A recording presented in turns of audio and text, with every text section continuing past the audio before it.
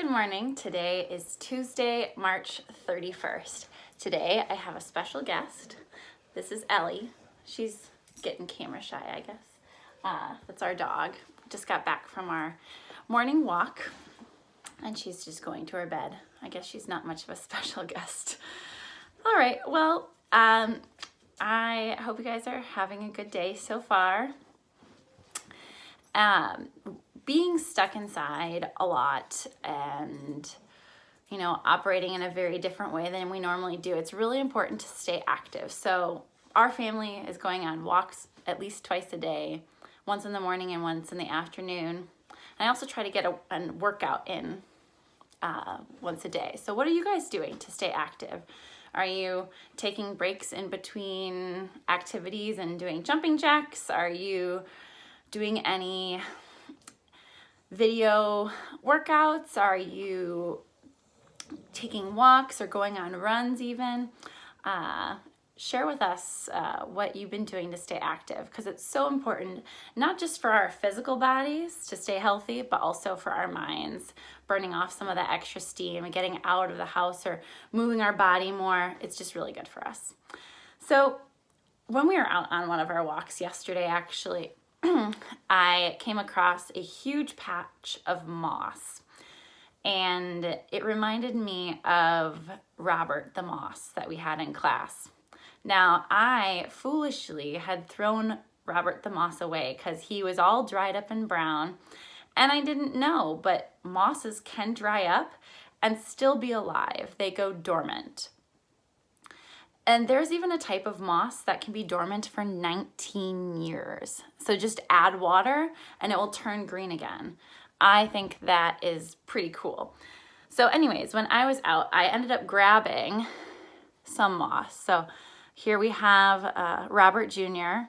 And then I found this other type of moss. It's a bit more fuzzy and hairy, if you can see. So I figured I would get a new set of moss for the class to take care of and to study. It's really fascinating when you do a little bit of research into moss. So mosses grow in damp, shady areas. And I thought it was kind of interesting because this moss was not in a shaded area necessarily. It was on on concrete, and water had collected on it, and some moss had begun to grow. But I think it was damp and shady because that's just been Wisconsin lately. Damp and shady, not really sunny. I know that's been pretty hard, not having sunshine on our skin, but hopefully some is coming soon. So mosses are able to hold on to quite a bit of water, and they're really compact. So if you can see, I'll even break or separate out. You can see the different pieces of the moss and how tightly they're grown together. And that helps it, almost like a sponge, hold on to the moisture that it needs. And mosses, I through a little bit of research, discovered that mosses are a non-vascular plant, which means it has no true roots, stems, or leaves. So what does that even mean? Maybe you should go research and look into it a little bit further. I know I'll be researching into the different types of mosses that these are, because they look very different. So I'll work on classifying these two. In the meantime, I encourage you, if you're able, go on a walk. See if you can find mosses in your neighborhood or in your yard or along your house or on trees nearby or just anywhere. And if you can't get outside and do that, maybe you could do some research about moss and how it grows or the different types of mosses. And because it's for being such a small plant, it's all over the place and there's a lot of information about it. That's pretty interesting. So while I did name this moss Robert Jr., I am looking for suggestions on what we should name our second, more furry moss. I'll let you know what type of moss it is when I figure that out.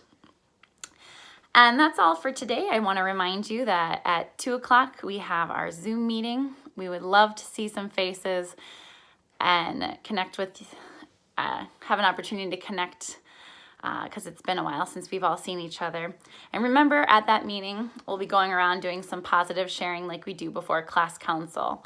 While there's a lot of stuff that's kind of stressful and not so happy lately, I really challenge you to find something specific and positive that you can share, either about the opportunities you're finding in this experience, or whether it's positive news that you've heard, or just something positive that you've been feeling, or that you've experienced, or you've seen other people do, making things better. I invite you to share that. You'll always have the opportunity to pass, but I really encourage you to find the positivity, because it's there when you look for it, even though there's a whole lot of hard stuff going on. All right, well, I miss you guys, and I look forward to seeing you at our Zoom meeting at 2 o'clock. Bye.